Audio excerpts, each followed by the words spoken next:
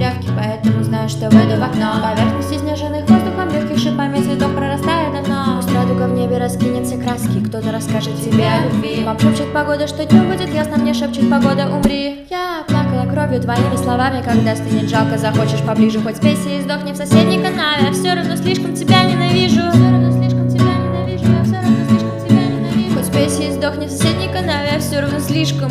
Забей, это всего лишь эмоции, это бессмысленный максимализм. Я точно не знаю, проблема серьезнее, чем когда мой инстаграмчик завис. Ты не знаешь меня, я другая, я хуже. Зря в мою детскую душу полез. Да, я пою эти милые песенки, их полюбил даже внутри небес.